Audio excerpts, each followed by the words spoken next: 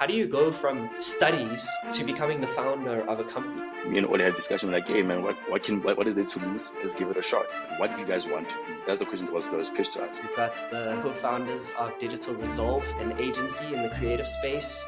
These two gentlemen have a really interesting story. And I actually learned this, believe it or not, in the last 6 months.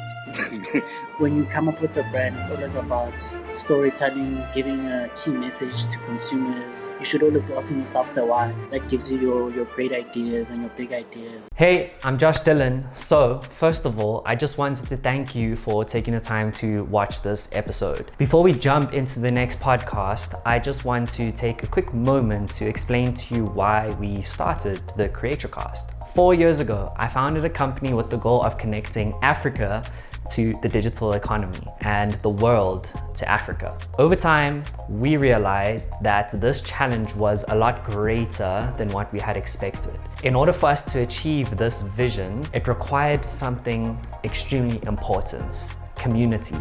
It takes a village. That's why we started the CreatorCast, to create a space where we can interview and profile the members of our community and share how they are connecting themselves to the economy and others too. So that's how the CreatorCast became a thing. We made this podcast with the hope of illuminating what is possible for our people and inspiring you to join the African wave yourself. So I'm going to tell you a little bit more about what this vision is, but I'm going to tell you at the end of the podcast, and I'm going to let you know how you can get involved too. Until then, let's hop onto the wave. Let's start this journey of elevating Africa. It's a pleasure having you here. Let's get into it.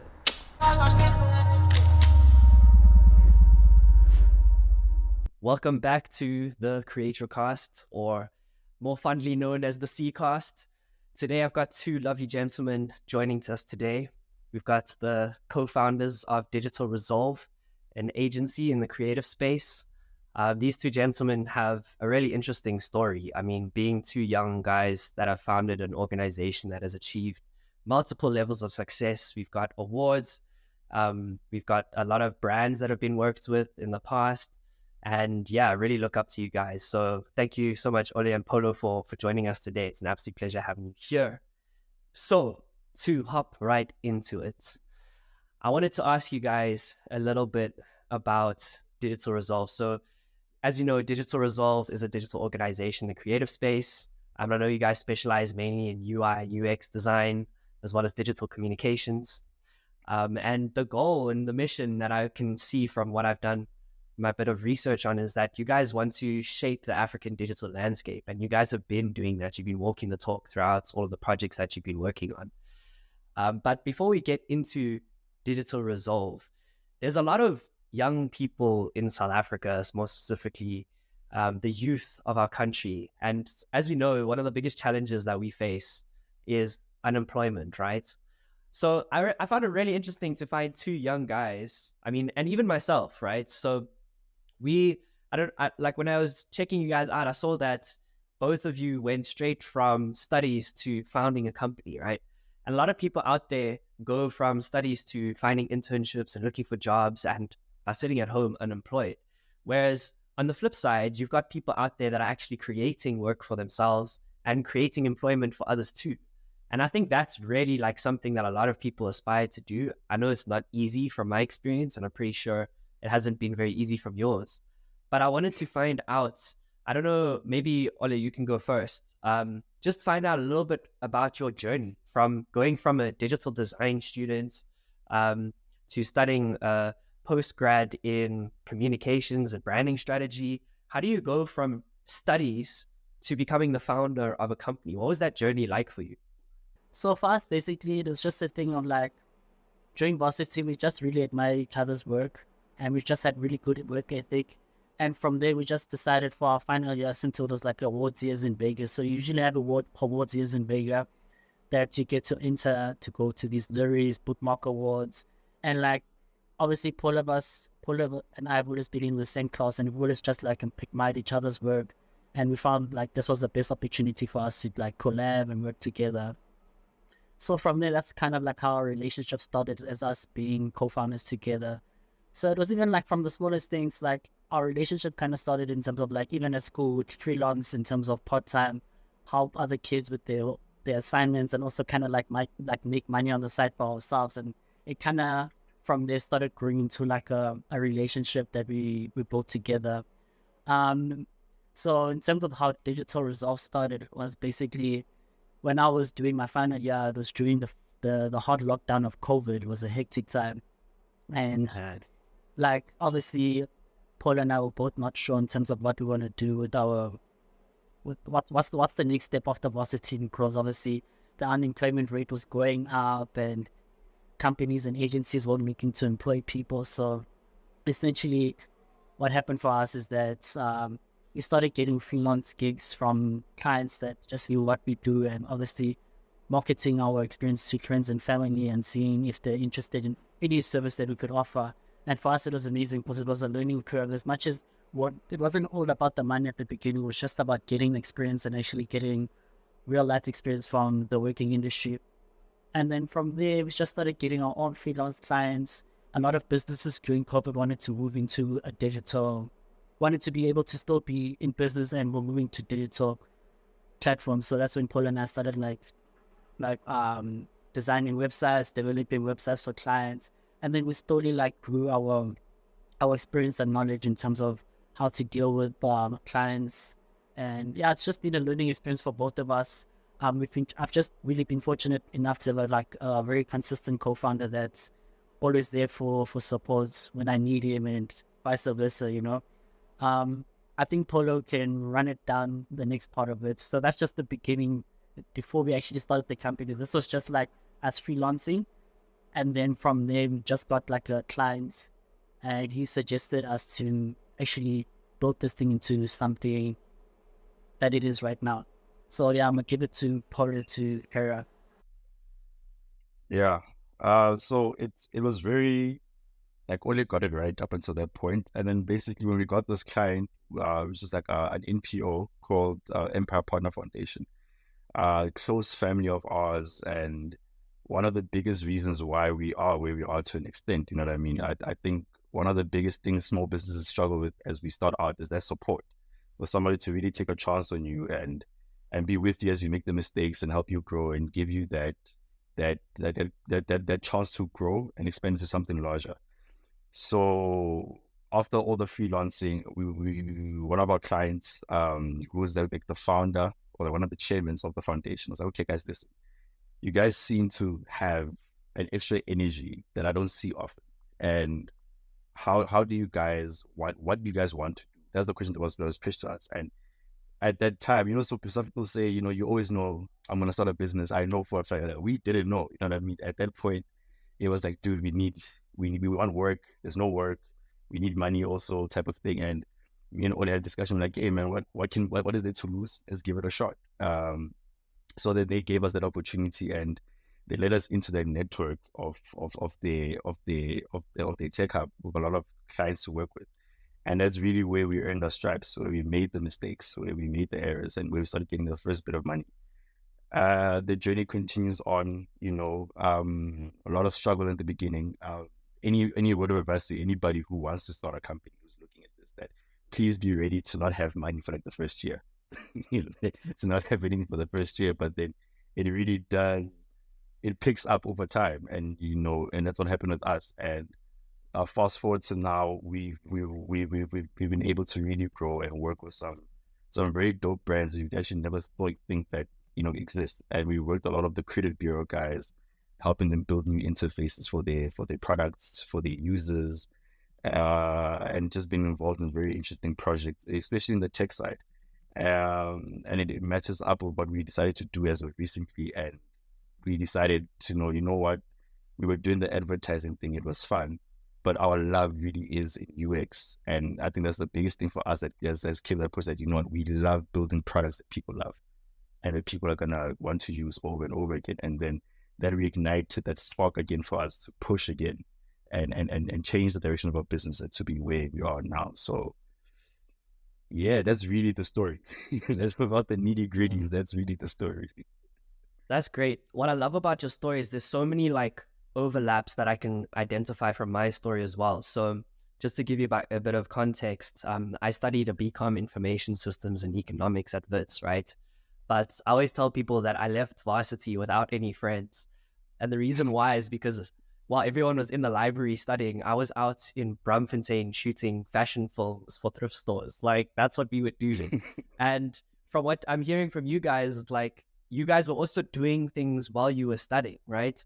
And I think this is one thing that I can identify as a common situation with all entrepreneurs is you kind of have to build the plane while flying it, right? You just start and you get going. And as you go, it starts to take its form and you start to find find your stride. And when you start to find your stride, that's when it starts lifting up and up and up. And then your cup overflows to the point where it can flow into the cups of others.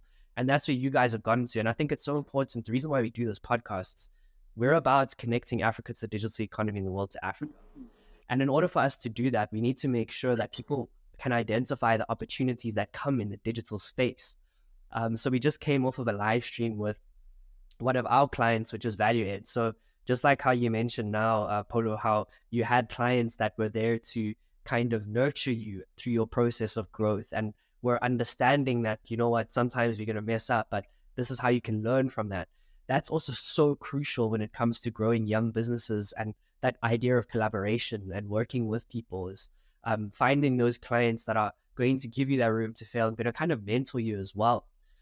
So coming back to the whole value thing, we're doing a live stream now where we're talking about collaboration versus competition. And it's going a little bit into like the background in terms of like South Africa and how we come from like a really difficult background in terms of like resources were really like limited back then, like before we were born. So there's kind of like this culture that we have where we have a mindset or sort of like a fixed mindset. Whereas nowadays, the way that things have changed, we've got access to the digital world. So like we can sit here and have this conversation across from one another, even though we may be in the same city, but you know, we're not in the same location, but we can still have a conversation. We can still talk about business. We can still obtain clients, you know, and we can extend that even further and have a conversation with someone who's based in the UK, for example, and build a website for them.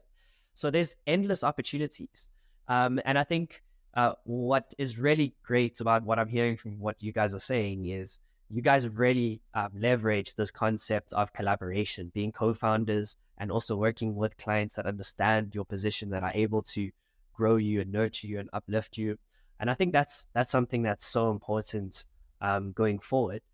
Another thing that you touched on that I can also see congruencies with is the idea of combining creativity and technology. And I find that so exciting. So I wanted to find out more, Ole. So you have gone through this journey in entrepreneurship, and I know that you have a passion for storytelling. Tell me a little bit more about how that passion for storytelling translates in what you guys do today.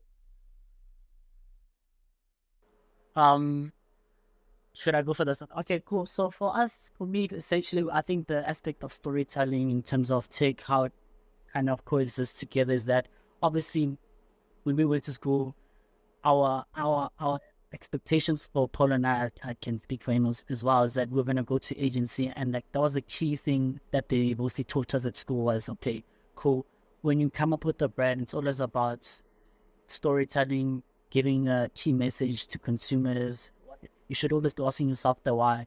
And I think it's always important to always try to find out what the why is, because that's essentially that gives you your great ideas and your big ideas, and actually finding out what do consumers actually need or want from a product. And I think technology is not different. As much as there's so many tech things, it needs to be accessible and user-friendly to the normal consumer. It needs to be relatable. So I guess that's how that creativity and tech coincide and exist together, and why we think it's a unique selling point for us as a company, because we're not just trying to give a person a product that they want, but we actually want them to tell their story and actually make their product unique and genuine to the target audience. For sure. There's a saying that goes, once you know your why, you can bear anyhow. So like we mentioned earlier, entrepreneurship is hard, right? It's not it's only take. And I know, like, through my experience going through those tough times, in order to keep on going, in order to keep persisting, you always need to come back to that why. So I wanted to ask you, Ole, what is your why? And then Polo, I'd also love to hear your why as well, and kind of see how they overlap as well. My why, okay. So my why, at the end of the day, it's a thing of, for me personally, it's not about me. It's about everyone else. As long as I can inspire people, I've done my job, because from there it feels like I've given someone purpose to go out and actually achieve their dreams and explore as many opportunities as they can. And what I appreciate what we've done with our company is that we've actually given young Black people a chance to actually empower themselves. We've employed young Black people just to give them an opportunity and give them real time, like real breaths to actually explore and learn. So I feel that by doing so, I'm achieving my why by inspiring. Yeah. Polo, I'd love to hear your why as well. I think my why is a bit simpler than Ole's. Ole's is a very, very deep. I'd say my why is purely because I've always wanted to leave something worth remembering behind, in whatever form they would have come in. And I think through the work that we do, like my why is whenever we do this, and whenever we perform this way, whenever we hire this next person, we'll leave a lasting impact and memory in whatever we've done.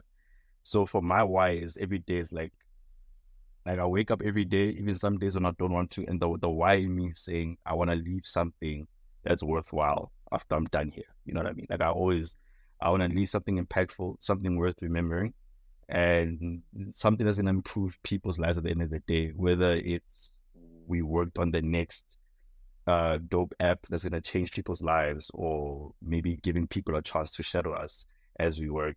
And for me, it's really all about, leaving something just worthwhile, like legacy. I think you could just summarize it as legacy. That's the one thing I would love to do. That's my biggest thing. Yeah, can completely relate. Yeah, definitely. Yeah, for sure. And, like at the end of the day, we're all living our lives. And at some points, that inevitability is that we're not going to be on this earth any longer. And from my perspective, the only way that you can live on beyond that is through how you've impacted the lives of those people that you've been around. Because if you've been able to provide for someone, or if you've been able to maybe mentor someone or leave someone with something, you will live on through their life. And that will also be translated into the people around them. It's like a butterfly effect. And that's what's so dope about the essence of community, and why community is so important, because it's beyond just an individual. It's about the group, and how you can impact a bunch of people and live on through the impact that you leave behind, which is so dope. Something that you guys mentioned, I think this might be a weird question coming from a white guy, but I think it's so important to ask, because like the business landscape, like we're young entrepreneurs. I assume all of us are here are under 30, right? Yeah. So we're young entrepreneurs, and that's so exciting, because we are going to be the ones that determine what this landscape is going to look like in the next 20, 30, 40, 50 years. And that's a future forward thinking approach, right? But I know what's important is also to kind of look back a little bit at the past and kind of look at where we are now, right? Because we need to decide how we're going to navigate this space. And something that I know is really challenging, just from my experience talking to other people and being in business myself, and things that I've seen, is that being a person of color in business, like there's certain challenges that come along with that. So I wanted to find out from you guys, like, what kind of challenges have you experienced, and how have you overcome those challenges? So I think should I go first? I think I'll take first, because I really got an idea top of my head. So the biggest challenge I'd say as an African and Black guy starting a business and stuff is nobody really ever wants to pay the actual value of what you're worth. That's the biggest problem we've ever run into, where the value of this thing and it's going to give us actually way more, but because of there is, I think Ole knows, like I have this thing, if somebody calls me brother and it's like, I don't want to deal with it, because I already have my PTSD. Brother, comrade, anything along those lines, I'm like, comrade. Oh my gosh. You know what I mean? So it's literally because I know where the conversation leads. You know what I mean? The conversation is going to lead to, or here's this project. Okay, cool. Here's the costing of the project. And it's like, go lower. Come on, look out for blue. And I'm like, dude, I can't deal with that. So I would say the way we've managed to deal with it is we stand our ground. If the price, that's the price, that's the price, that's the value, we stand our ground and we don't go lower for no reason. Like, it has to be worth our time and effort to do this thing. And another thing I would say, it's another thing a lot of people won't tell you as a small business, is sometimes you have to let go of certain clients that don't fit the type of clients you're trying to go for. You've got to learn to not take them on, or if you have them, fire them. Because there are some clients that are gonna they'll make you do the work with 50,000 rand and they'll only pay you 7. And now you're tired. We could use that effort to do something else. So I would say that's the biggest challenge, and those are the 2 ways we've come across to overcome them. Yeah, no, I definitely agree with that. And just adding on, I think probably the biggest disadvantage we probably had, obviously being a person of color, is obviously the lack of knowledge. Like, from other communities, I feel like it's very gated in terms of like they take care of their own, they get their children into business very young, teach them the whereabouts of how to work with clients.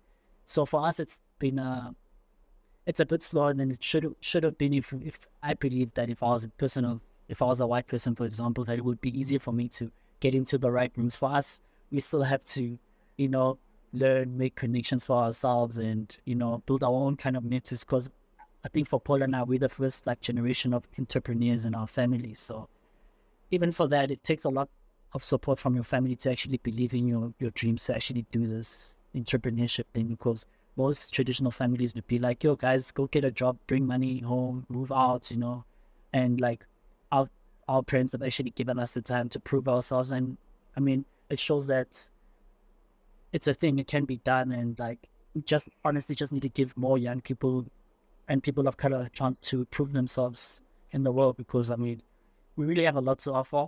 It's just that opportunities are like, hey, yeah. Yeah. And that's why it's also so important to pay it forward. Yeah. And because those opportunities that may not have been available to one in the past can now become available. And that's how we manage to leverage one another's experience as we progress. And I think it's something that we also face as young entrepreneurs as well. Like, you enter a room and you kind of, the people that you're speaking to are much higher up, and they've got a lot more experience in business. And that's great. It's like, there's certain things that we could learn from the more mature leaders in business. But on the flip side, it can be a challenge, because there's certain things that us as young people, because we grew up with smartphones from the age of like 10, 8, whatever it is, and we've grown up in this digital world, there's certain things that we have learned, and our perception of the world that we live in is slightly altered because of that experience. And I think that's a lot of the time the value that we have to provide as young people.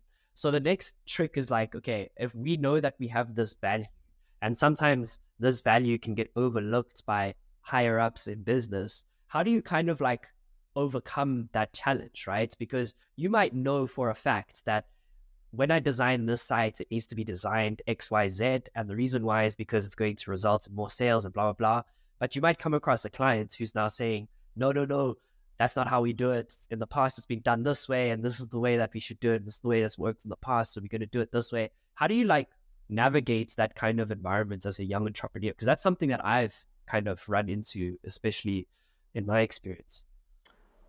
So for us, we definitely also run into those incidents, but at the end of the day, it goes back to knowing your value, and as a professional, you should definitely give your opinion on things. Like, we've also tried the way of like accepting whatever a client says, and sometimes it works out, sometimes it doesn't. But now it's better to be transparent about your feelings towards business and your gut feelings, because obviously we have the experience, we know how things go, and we've gained the experience. Before, we didn't have the experience, so we would just let and say what they want to say.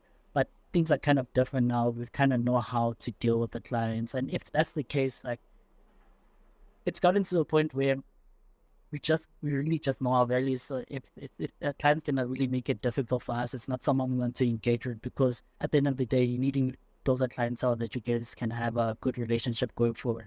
Because with every client, it shouldn't be a thing of, it's a once-off thing. It should be a thing of you trying to build a relationship, because that's basically how you keep your business sustainable. So I don't know if I'm kind of answering your question, but yeah. So it's not always about, yeah, clients matter, but they don't always matter if you guys are not synergized. If that's the word I can use. Yeah, you've hit the nail on the head. It's relationship. Yeah, it's relationships. Yeah. Because once you build the relationship, because a relationship in its essence is built up on trust, right? If someone doesn't trust you, you don't have a relationship. It's like dating. I always use this analogy. Yeah. When you go to a client, it's literally like dating. You go and you have a first date, you do an introduction, you kind of get to know one another. And from that, you can kind of see, okay, do our values align? Do they not align?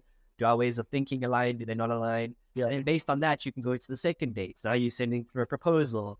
They're going to consider the proposal. If they like the proposal, the second date goes well. Awesome. You're going to the third date. Now you're going to dinner. You're going to go take wine and dine them, And then as you progress the relationship, you start to build trust.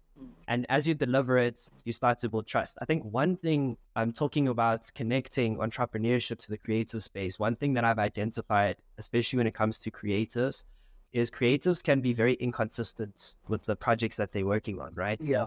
At the end of the day, I mean, we did a previous podcast with Abo Boy. He's a film director. I don't know if you guys know him. If you're listening to this, please go check that podcast out. But he was talking about consistency, and sometimes you have to work on things that you don't really enjoy. So Polo, you were saying earlier, like, you guys had to go through a process of like doing certain things when it came to like the branding and marketing space that wasn't really your passion, and through that you managed to redirect the business back into where your passion lies with UI and UX. But in order to get there was like a process that you had to go through. And if you didn't go through that process, you wouldn't have gotten to where you are now, because you needed to get those clients. Even if you're doing like websites and it's mundane and you don't really want to do websites and you really want to be shooting commercials, you might need to do some stuff that you don't really enjoy just to get fed, just to keep the bills paid. And I think a lot of people don't understand that. And when it comes to projects that kind of aren't really passionate, that you're not passionate about, or the passion is lacking, people tend to not deliver. So Polo, I want to get a bit of a sense from you, like what you've learned, because what we're talking about now is business acumen, right? It's delivering and the consistency. That's all a part of business acumen. And I came across an interview that you guys did, and it came from what I got from that was that you were kind of more in the business acumen space, and Ole is kind of a little bit more in the creative and the storytelling space. So I asked Ole about like kind of his experience with the storytelling. I want to ask you about your experience of the business acumen and how that's been throughout the journey. Sheesh, man, where do I start? So I'll say this. I definitely come from a background of like zero business acumen. You know what I mean? Like nothing. And I would say for sure, I started getting the first bit of business acumen from our partner at the foundation, because he's a very successful businessman, and I think he's and it wasn't almost like direct mentorship, but it was more of suggestions and conversations I had with him, and that kind of grew my acumen. But then I really grew the business acumen while in the field. Like you said earlier, you build the plane as a flying it. So you know what I mean? I would make a mistake here. I'll learn, okay, we don't do this anymore. I'll learn this here. Okay, we don't do this anymore. And it also got to a point where how can I say it translated down into the work as well. So because in business, if the only way we're going to keep getting more clients is if we keep delivering consistency of work, of course. And now if I don't ensure that the business delivers a consistent, good quality work, it's never going to come around. So the one thing I've learned is that the first thing that we got to do, and we can't skip out on, is we need to have a checklist. What do we consider success? And what I've learned that in business is you need to have what does success look like for everything. What does success look for us financially? What does it look like as team-wise? And what does it look like project-wise? And I actually learned this, believe it or not, in the last 6 months, where I was like, okay, we need to have these processes in, and these things, they lead to success. If you follow this step process, our chances of success are higher. So I would definitely say that business acumen is, for me, in my eyes, and I hope I'm asking the question, business acumen to me is basically it's a strategy. it's basically saying, what steps do I take to ensure the best possible chance of success? It doesn't mean if you've got a high business acumen that you're going to never fail, but it means that you know what steps to take to reach a high likelihood of success. And for me, that's genuinely been built through just being in business. You can't become a successful. Yeah, just adding on to what Polo is saying, I think also what really complements us or benefits us as a business is that, like, Polo and I basically work as a brain. He's the left brain, I'm the right brain. So, and you need both to, because at the end of the day, creativity is a big part of innovation, and you need it as well in business because, I mean, it's just how it works. You also need to check out it. How can I say it? It's different because he does it in a strategical way. I'm doing it more in an emotive way. So one's more logical, one's more emotional. So I think, it kind of like helps us in terms of our business and how we go forward with clients and how we, so there's some type of like correlation in what we do together. So they interlink, they meet at certain points, but I trust him on the numbers side, he trusts me on the creative side. And yeah. Yeah. And I'm glad you mentioned. Oh, go ahead. Yeah. Yeah. Can ask Ole for sure. Oh, sorry. Now I was gonna say, ask Ole for sure. I am a hard ass when it comes to numbers.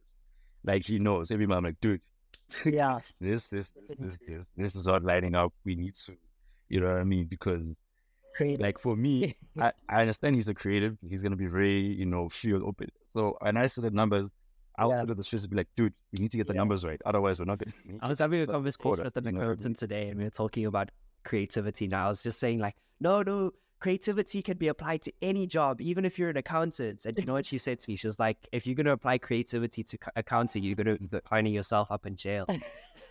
But yeah, she was saying that, if you're going to engage in creative accounting, you're going to land up in jail. And I was like, yeah, that makes sense. Yeah. The numbers need to number. Yeah, they need to number. If you want to continue, the numbers need to number. Yeah. So yeah, and I love how the dots are like connecting as you're speaking. So Ole, you mentioned like emotion, like the emotion part's important. Yes, the numbers are important, but also the emotions. Yeah. Right. And that comes down to the fundamentals of relationship. People make decisions based off of how they feel, not about like the logistics. And that's probably why there's been a little bit, like, from what I'm getting, there's been certain courageous conversations that have had to be had between you two, because the numbers say one thing, but the heart says another, right? And it's about finding that balance. But just to bring it back to the emotive side, when you're talking about relationships and clients and trust, it's really built on emotion. So the emotion element is essential. And that's what I love about the creative element of entrepreneurship. Yeah. Because no matter what business you're in, I don't care. You could be making freaking trailers. You need to have some elements of creativity in order to innovate. That's the only way you can innovate. And if you don't innovate in this day and age, you fall off. So that key of success really lies in innovation and pushing the boundaries forward. And a lot of what's happening now in the digital space, in the entrepreneurial space, is we have a lot of talk about AI and how tech has progressed. When it comes to copywriting, it's a skill that one needs to acquire. But because of the way that these language models have progressed, they've essentially learned the skill for you.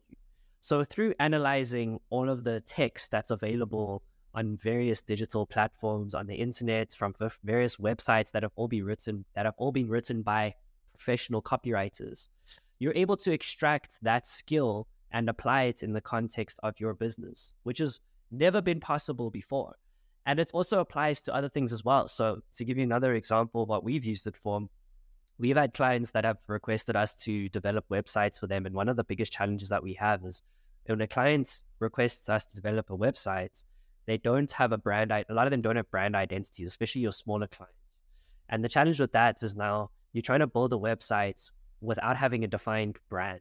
So it leads to a lot of inconsistencies when it comes to the website, the social media content that you're putting out to promote the website. When that branding is not consistent, can become very confusing for the person who's viewing all of the content, all of these digital assets that are going out.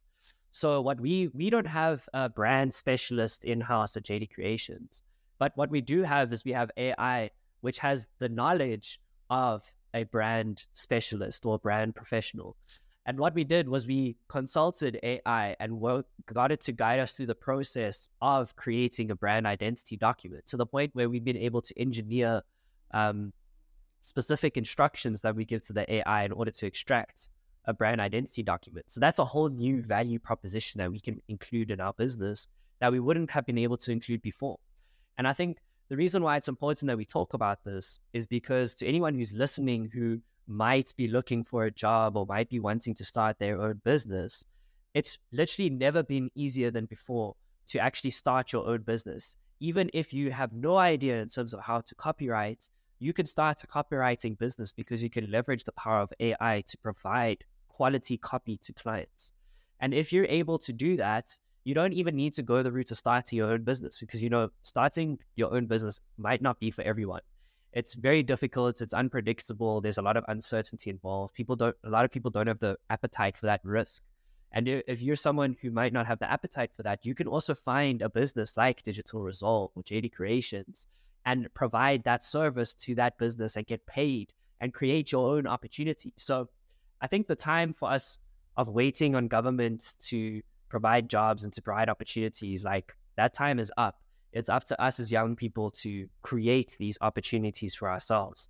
And never than before has it been as easy to do that. As long as you've got access to a device, you've got access to an internet connection, even if it means you need to go to like a cafe or something to get access to decent Wi-Fi, that opportunity exists for you out there. And it's possible for you to create opportunities. And that's why I really want to get you guys on the show, because you guys are literally an example of that. And we need to be showing and talking about these things, because that's the only way we're going to pay it forward to others. Well, not the only way, but one of the ways that we can do that. So I wanted to move on, talking about paying it forward and the whole concept of like empowerment and impact. So Ole, I know that you had an experience engaging with various youth empowerment initiatives, and that kind of, I can see that translates into a lot of the things that you're talking about when you talk about your why and when you talk about how you guys have grown Digital Resolve. I see that thread come through a lot in what you're saying. And I wanted to ask you a little bit more about that, and find out more about your experiences and insights dealing with young people from an empowerment and impact perspective. I couldn't even tell you where it comes from per se, but for me, it's just that I think it's relatable for me in terms of, like, I've been in that position where I've needed help from people in terms of opportunities or whatever it is. And now since I'm in a position where I can give, I want to be able to give like people and young people a chance to actually empower themselves in whatever way, if it's helping us build our company and then gaining experience and then getting headhunted, which we had one of our graphic designers got headhunted to one of our agents, to an agency, and like, it's stuff like that. You want to see someone grow, and just to give them the opportunity to actually show the world what they also can do is like a big part of what I think Digital Resolve is about. It's genuinely about giving young people a chance, because eventually, I don't think Polo can relate to this. The vision for this is like, we don't want to be like working for this forever. We want to actually keep this as a very young and youthful company, and let young people come up with all the ideas, because really young people are the future, and they're the ones that have other ideas and can come up with solutions for South Africa. I mean, South Africa has a lot of problems, and for us as creatives, as designers, it's a good thing, because it's an opportunity for us to build these solutions and build a better country for ourselves, 100%. Polo, from your side, in terms of the chat about empowerment and impact, what is your vision really in terms of empowering young minds through employment and through Digital Resolve? I think my thoughts are very much aligned to Ole's. It's very much about giving like young people the chance. You know what I mean?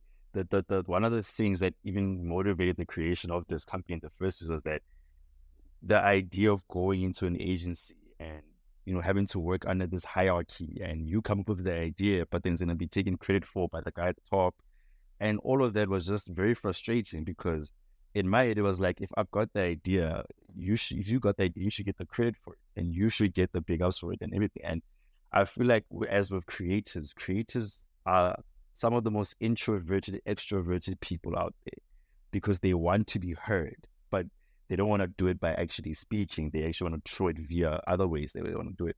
And I think with us, that's where we literally want to give back. If you have a story to tell, if you want a chance to tell your story in whatever form, and you see you can be a good fit, come through and tell your story. And I think for us, it extends a lot further than that, to a point where I think me and Ole, in our private capacity, we lend our hand to up and coming creators. Whether it's a conversation or they need help on the design, whatever. My WhatsApp is open, my Instagram, and even my emails. You know what I mean? And we always want to give back in the sense of like, we want you to know that your story matters and what the creativity that you're doing matters. You're not just another graphic designer on the block, that you can have an impact. And I think what we do through us, that we give a lot of the young guys a chance to really put their stuff and show it off before they go and they get to the next step. And hopefully at some point, we get to a point where people come in and we've got the capacity to keep them so they can keep telling their stories forever. But at the end of the day, the vision is, and Ole knows it, once we hit 35, we're out. Or we're going to step down as the leads and we're going to let the young guys run it, because it's a youth-blooded business and it's going to stay that way forever and ever. So we've got to Yeah, because at the end of the day, like, you can't be cool forever. Like, it's not going to be as relevant as the cool kids. And, like, it's time to give, like, it's eventually will be time for us to give young guys a platform to share their ideas. And we should just be able to support them and trust them in sharing their vision and their stories. Hey, I don't know if I agree with that. You can't be cool forever. I mean, I get what you're saying, though. I completely relate to what you're saying. And I think it comes back to the whole discussion about the digital space, right? Because the digital space is constantly evolving and changing, and it's changing at a rapid pace. Like, when it comes to this new AI technology, there's new tools that are getting released on a daily basis. Like, it's near impossible to keep up with everything. So in order for you to remain relevant, in order for you to be able to take advantage of this new world that's being created on a daily basis, you need to have young, innovative opinions. You need to have young, innovative experiences a part of the conversation in order to make sure that you can leverage the opportunities that are coming with the new technology that's out there. In the same vein, my perspective is you kind of need to have a connection of both. You need to have the young, but you need to have the old blood, because the old blood is going to have the experience, right? So there's certain things that I'm sure through what you're saying now, there's been certain lessons that you've learned from mentors and certain clients that have given you the room to fail, that have taught you the tools, certain things that, whether you are living in 1920s or whether you're living in 2300 and whatever, there's certain concepts that will always remain true, right? Gravity is always going to pull downwards. There's certain laws that will always remain there. And that's really where experience comes into play, and where experience is important. So the connection of those two things is often where I see the magic happen, which is really cool to see. And talking about connections, the importance of the digital space and how we can connect with one another. I mean, the way that Ole and I met was through a networking event called Coffees and Conversation. Shout out to Moya Money. We also did a podcast with the founder of Moya Money, Tulani, which you guys can check out if you want to check that out as well. But through that space that was created by young people for young people to connect, it's given us the opportunity to now sit and have this conversation where we can share these lessons that we've learned, and we can continue that connection that we've started to build, Ole. So in terms of the whole networking and collaboration space, I don't know if you have any advice for someone who's looking to connect. Maybe we've spoken a lot about mentors and connecting with people that give you room to fail. Polo, I don't know if you're able to share with us like how you managed to find that client, because we're talking a lot about like, come and message me, my DMs are open, I'm here to help you. But what's also important is mentorship and learning is not a one-way street. I often say that like you learn a lot from teaching, so it has to be a two-way street. It's cutthroat. Like, entrepreneurship is not easy. It has its moments. It's fun. You learn a lot, but at the end of the day, you definitely have to put in the work. Yeah, for sure.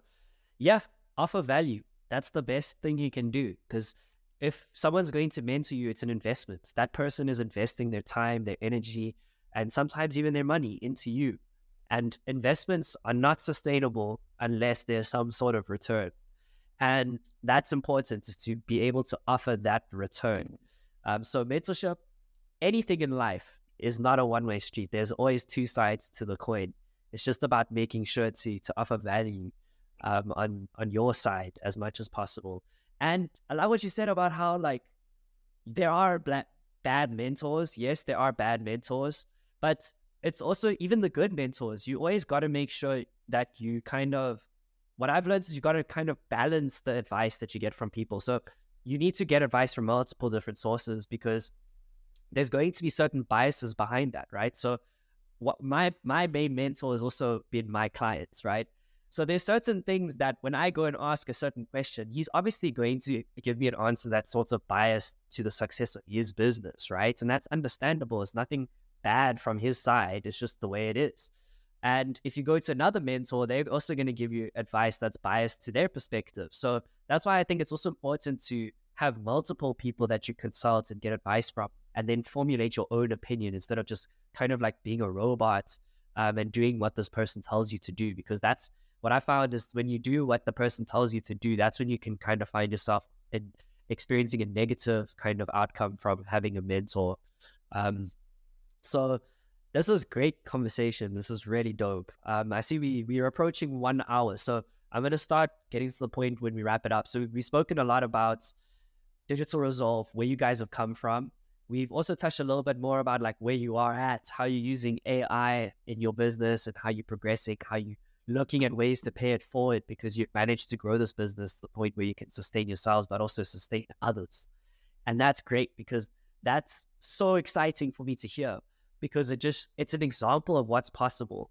And if we can inspire this in someone else, that can make such a huge difference in terms of the landscape of Africa and uplift us in the global space, which is really why we're doing this. You know, that's why we do what we do. And I can tell that's why you do what you do. So I'm hoping that someone can get something from this and run with it as well, because it's possible. You've touched on the past, you've touched on the present. What does the future look like for Digital Resolve? Wow, that's such a deep question. I mean, for me, the future for Digital Resolve is just to keep it young, you know. I mean, that's our vision, to keep it as sustainable as possible, get new ideas in, you know. I mean, at the end of the day, we're not afraid to dream. And like, for me personally, and I think also Polo, we've spoken about this, we're always manifesting things. Like, before we were like wanting to move into a creative agency space and actually get to the point where we're competing with the likes of Joe Public and all these other creative agencies. But now we've gotten to a point where we actually want to be a leading tech company in South Africa. And I think that's where we're heading to as an organization. We're going to be an innovative brand in the digital space for digital. We're going to be innovative in terms of creating the landscape and the way forward for the zeitgeist for African culture in terms of technology and the digital realms, you know. So I think that's our future in terms of where we want to take Digital Resolve. Yeah. And like we've spoken about tech and all that opportunity that exists, but also like I said earlier, Google actually, funny enough, talks about the next billion. And the next billion is India and Africa in terms of new people that are being connected to the digital world. And we have an edge. We have an edge on these international organizations that are trying to penetrate Africa, because you've seen a lot of organizations that try to take what works in the Western context and bring it into Africa. And it doesn't work the same, because we are different. We have different socioeconomic environments. We have different people.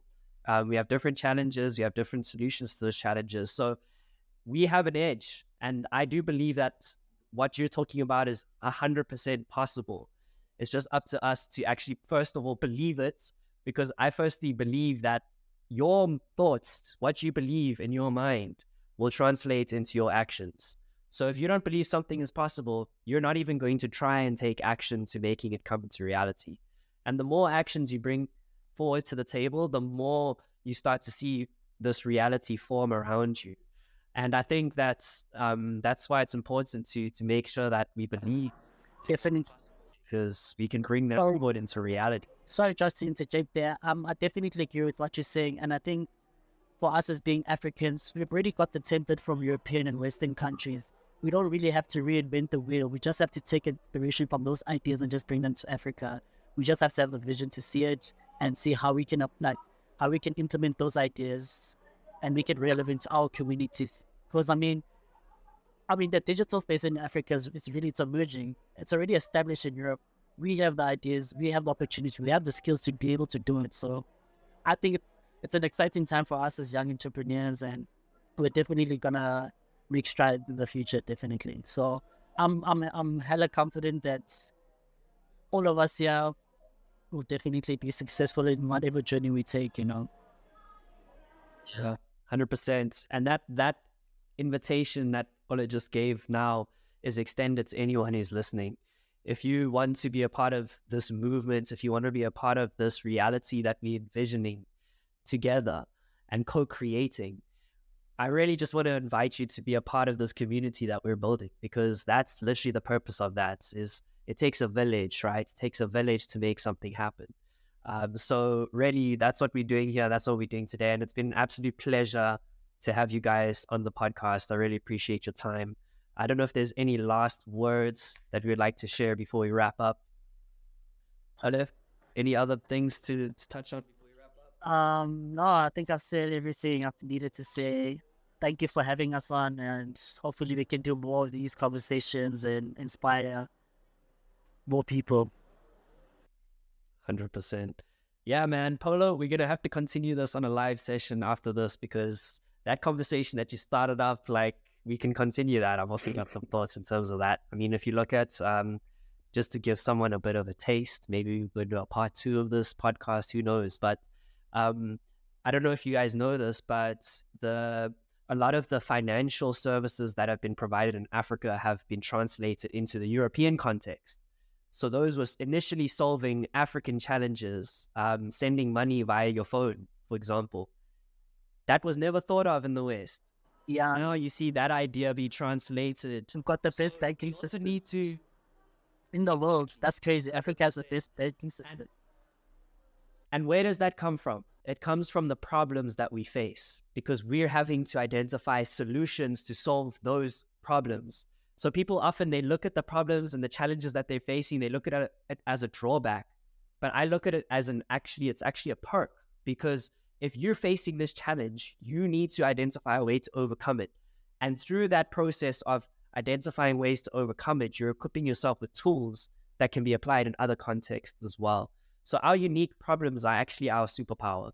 And through solving those, we can offer value to the world. And the more value we offer to the world, the more value it will bring back home. The bigger our economy grows, the bigger our space is that we occupy in the global theater. So guys, it's been an absolute pleasure. Thank you so much.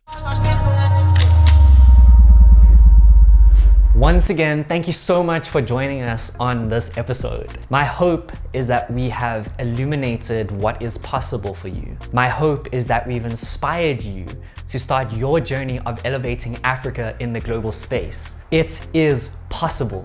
At the beginning of this podcast, I mentioned the African wave. This is it. We are creating a platform for the elevation of Africa in the global space. If you want to join this wave, but you're not too sure where to start, I'd like to encourage you to find out more about the Creator community. Our community is founded on 3 pillars: coaching, connecting, and culture. Through these pillars, we hope to create a point of convergence for future leaders of Africa. If you are a leader and you want to be a part of this movement, please visit our website. You'll find courses of finding your online voice and seeing when our next networking event is coming up. We're excited for you to join our journey in connecting Africa to the digital economy. But until then, we'll see you on the next episode. Thank you for watching, and bye.